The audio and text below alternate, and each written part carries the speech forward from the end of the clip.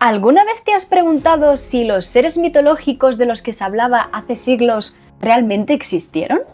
Actualmente, a pesar de que disponemos de un montón de tecnología que nos permite captar imágenes de manera rápida y sencilla, se han grabado o se han hecho fotos de un montón de seres extraños que la gente afirma pues, que son seres mitológicos o alguna especie de criatura extraña o venida del infierno. Y a pesar de que la ciencia intenta desmentir todo este tipo de vídeos falsos, aún así existen muchísimas personas que todavía creen que hay seres mitológicos que realmente existen y que simplemente pues se ven muy poco o están escondidos o no hemos sido capaces de encontrarlos todavía.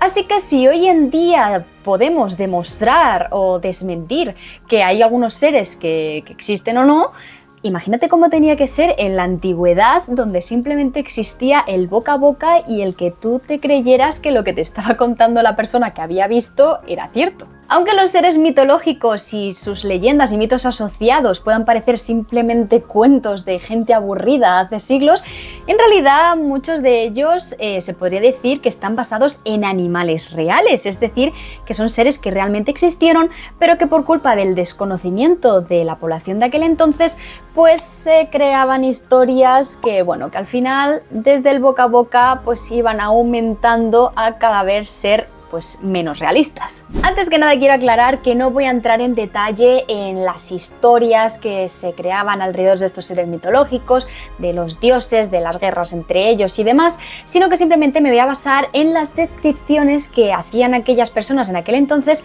que los científicos actuales han podido utilizar para identificar a qué especies realmente pertenecían esos seres mitológicos. Y ahora sí, dentro vídeo.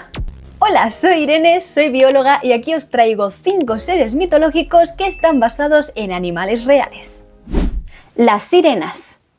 Las sirenas son uno de los seres mitológicos que incluso actualmente hay muchas personas que afirman haber captado en vídeo o que creen que realmente existen algún tipo de especie humanoide acuático. Pero me temo informar que no existe ningún tipo de simio acuático ni nada que se parezca a la sirena que tenemos todos en la cabeza.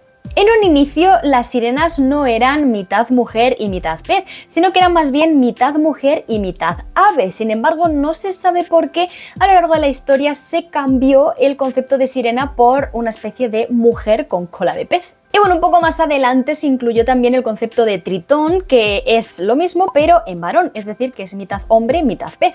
A pesar de que la imagen de las sirenas cambió, sí que mantenían en común el que cuando cantaban era para atraer a los hombres y luego se cree que el que cambiaran a que fueran mitad mujer, mitad pez es porque los marineros en alta mar escuchaban ciertos cánticos que relacionaban con las sirenas y por tanto, pues al relacionarlo con el mar, al final acabaron asociándolo más con un pez que con un ave.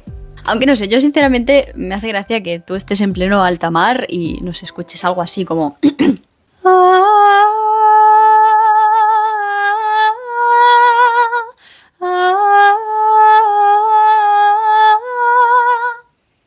y diga, pues bueno, pues vamos a seguirlo a ver qué pasa. Dudo mucho que sonara así, seguramente sería algún sonido de algún animal o simplemente el oleaje en sí mismo. Sin embargo, no solo existen registros de que se hayan escuchado sirenas, sino que había marineros que realmente afirmaban que habían visto criaturas parecidas a las sirenas. Incluso el propio Colón, en su expedición, dijo que vio a 3 sirenas cerca de Haití y decía que no le parecían tan hermosas como le habían contado. Así que aquí es donde viene la pregunta del millón. ¿Y qué es lo que realmente veían estos marineros? Pues según las descripciones de los marineros que decían haber visto sirenas que no les parecieron muy agraciadas, en realidad se cree que podría haberse tratado de manatís. Sí, esos mamíferos acuáticos rechonchitos que si nos fijamos bien en su cola, se podría decir que sí que es una cola lo más similar a lo que es una cola de sirena. Tan aceptada entre la comunidad científica es que las verdaderas sirenas en realidad son manatís que los han denominado como sirénidos, que así es como se llama a su orden. Este dato ya es de mi cosecha propia, es decir, no he encontrado nada que afirme esto, pero desde mi punto de vista creo que también el mito de la sirena puede haberse propagado debido a que en el propio ser humano existe un síndrome que actualmente se conoce como el síndrome de la sirena, que consiste en que nacen niños con las piernas completamente fusionadas, dando lugar pues a ese aspecto como de sirena. Ya incluso en el siglo XVI existen registros de bebés que habían nacido con esta condición que habían sido descartados, por no decir otra palabra, por sus familias porque los consideraban monstruos o aberraciones. Sin embargo, no me extrañaría que alguien hubiera encontrado alguna vez un esqueleto de estos individuos y ya haya retroalimentado lo que era el mito de las sirenas. ¿Qué pensáis? ¿Creéis que este síndrome también podría haber retroalimentado este mito? El kraken. Continuamos con otro ser mitológico marino, el cual ahora es el kraken, que desde mi punto de vista creo que es uno de los seres mitológicos que más da a entender que realmente está basado en un animal real, ya que es prácticamente igual a lo que se describe. Con un poquito de exageración, pero bueno, es posible.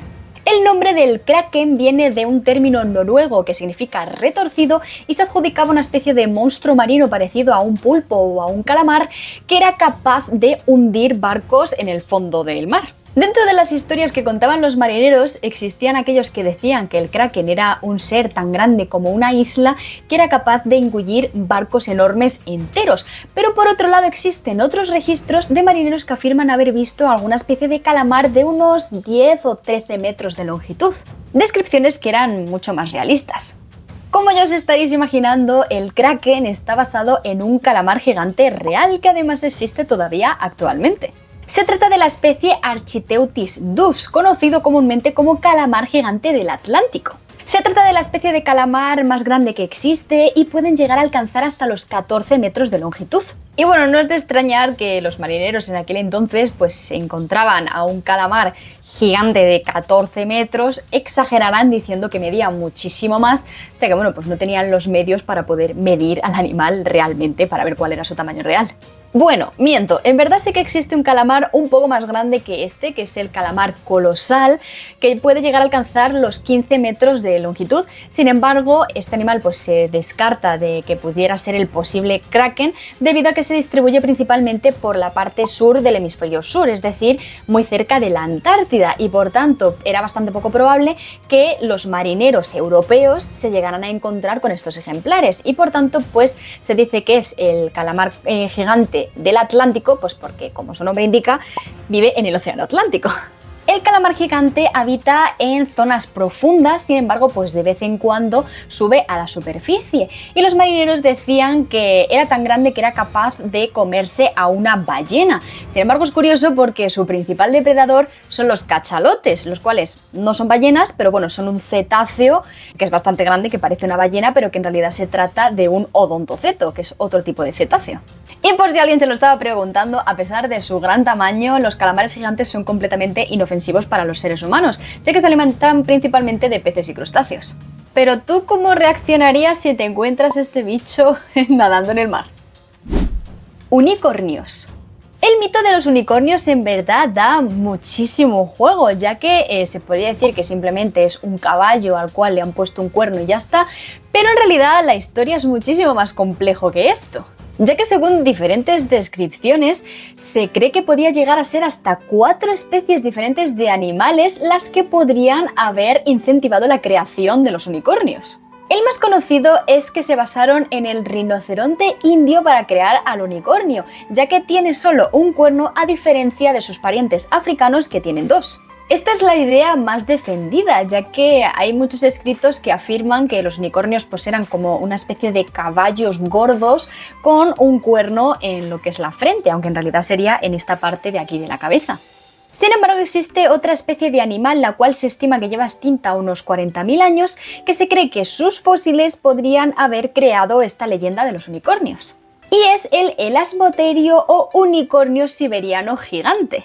Se trata de un rinoceronte prehistórico, el cual se estima que su cuerno podría llegar a alcanzar los 2 metros de longitud. Por lo que os podéis imaginar que el individuo era un animal bastante grande. Tenía el tamaño similar de un elefante actual. Aunque si este fuera el caso, no sé cómo los unicornios no son caballos gigantes con cuerno, porque normalmente los ponen del tamaño de un caballo normal y corriente. Y aquí es donde vamos con el tercer animal, el cual también es un animal prehistórico que se extinguió, que cree que sus fósiles podrían haber creado la leyenda del unicornio. Se trata de la especie Saidamotherium edini, la cual se extinguió aproximadamente hace unos 23 millones de años, y se trataba de una especie de la familia de los bóvidos y presentaba un único cuerno en la frente. Y nos queda el último animal, el cual no es terrestre, sino que es acuático, pero es aquel al que sí que se le quitaba una especie de cuerno que tenía y se vendía como cuerno de unicornio real. Y este animal es el narval. Eso que le sobresale en realidad no se trata de un cuerno, sino que se trata de un diente, el cual ha crecido de manera desmesurada, atravesando incluso la piel del propio animal. Esta estructura la presentan principalmente los machos y, como he dicho anteriormente, era muy cotizado debido a que se vendía como cuernos de unicornio, se trituraba y se utilizaba como medicamento, ya que se creía que tenía propiedades curativas o propiedades milagrosas. Pero a medida que avanzó la medicina moderna se vio que en realidad no tenía ningún efecto. ¿Y tú? ¿Qué animal dirías que fue el origen del unicornio? El cíclope. Los cíclopes son seres mitológicos que se caracterizan en que son como una especie de humanos gigantes con un único ojo en la frente. Resulta que la creencia en los cíclopes apareció a partir de que encontraron unos cráneos bastante grandes que parecían de un ser humano con un agujero en el centro. Sin embargo, os voy a dejar por aquí la imagen para que le echéis un vistazo a ver si me sabríais decir a qué animal pertenece. Solo os voy a dar una pequeña pista y es que ese agujero que se ve no es la cuenca del ojo, sino que se trata del orificio de las fosas nasales. Y efectivamente se trata de un elefante. Más específicamente se trataba de cráneos de elefantes enanos que se habían encontrado en diferentes islas del Mediterráneo. Y es que cuando unos señores encontraron este cráneo al ver ese agujero en la frente, pensaron que se trataba de una cuenca ocular, ya que los elefantes no tienen cuencas oculares definidas, sino que tienen como una especie de huequito en donde se posan los ojos, pero no es un círculo cerrado completo en lo que es el cráneo. Y por tanto, pues no llegaron a la conclusión de que podría ser que los ojos pues no fueran en ese hueco. Y en ese hueco, como dije, se encuentran las fosas nasales, ya que ahí es donde se encuentra la trompa. Además, no solo tenemos el cráneo, sino que si observamos el esqueleto de un elefante, se podría decir que es bastante semejante al de un ser humano, ya que prácticamente todos los vertebrados terrestres que habitamos en el planeta tenemos estructuras similares debido a que tenemos un antecesor común. Y más aún si somos mamíferos, ya que si comparamos diferentes extremidades de diferentes mamíferos, pues la estructura es bastante similar, por lo que no es de extrañar que al ver el esqueleto de un elefante llegaran a reconocer a un ser humano. Además, para hacer más realista lo que es el mito del cíclope, resulta que existe una malformación que no solo se presenta en los seres humanos, sino también en otros animales, que se llama ciclopía y consiste justamente en que los individuos tienen una malformación en la cabeza que hace que solo presenten un ojo. Sin embargo, estos individuos suelen nacer ya muertos o fallecen al poco tiempo de nacer, ya que la malformación no es compatible con la vida. Y no me extrañaría que tras nacer niños con ciclopía, pues esto también pudiera llegar a alimentar lo que es el mito del cíclope. Y ya por último tenemos a los dragones. Los dragones son animales mitológicos que fascinan prácticamente a cualquiera y a lo largo de la historia ha habido muchos orígenes diferentes de lo que se podría definir como dragón. Todos tienen en común que los dragones son una especie de reptiles gigantes, pero a veces cambian ya que algunos son con alas, otros no, otros tienen una forma más de serpiente, como puede ser el dragón asiático, entre otras diferencias. Pero lo que es curioso es cómo la figura del dragón ha aparecido en diferentes culturas en diferentes momentos de la historia. Es tan diversa la figura del dragón según la época y la cultura que se puede decir que en realidad se han basado en diferentes animales para poder crear a este ser mitológico. Y no solo es diferente en aspecto, sino que incluso lo que significaba un dragón varía muchísimo de una cultura a otra. Por ejemplo, en Europa eran considerados bestias que traían el mal y la destrucción, sin embargo, en el continente asiático era considerado un ser divino que traía buena suerte y fortuna. Para empezar, el término griego drakon significa serpiente, por lo que ya podemos deducir cómo se veían al principio. Como ya indiqué, eran tan diferentes según la región geográfica y la cultura que incluso hubo naturalistas que llegaron a clasificar a los dragones como especies.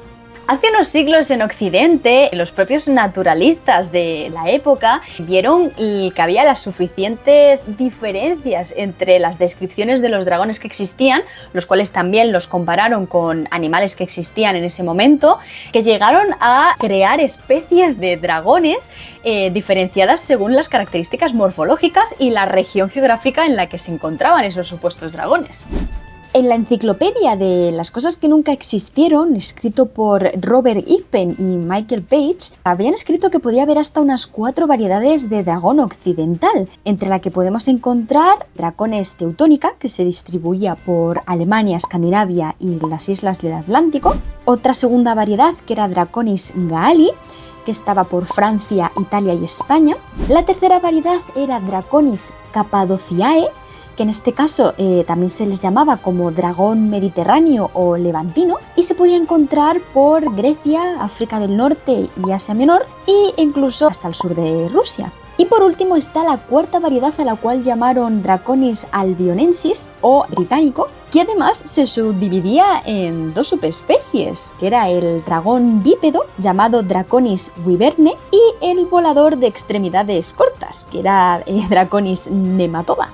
A mí en lo personal me parece muy curioso que llegaran a la conclusión incluso de poner especies de dragones, y seguramente eran animales que existían realmente, pero los catalogaban como dragones. Aunque hay que decir que en verdad no todos los dragones estaban basados en animales que existieron, ya que se ha visto que muchos de ellos eran representaciones de fósiles que habían encontrado, que bueno, ya os podéis hacer una idea de a quién podían pertenecer esos fósiles, porque si os imagináis a cualquier tipo de dragón, yo directamente cuando veo un dragón pienso en un dinosaurio.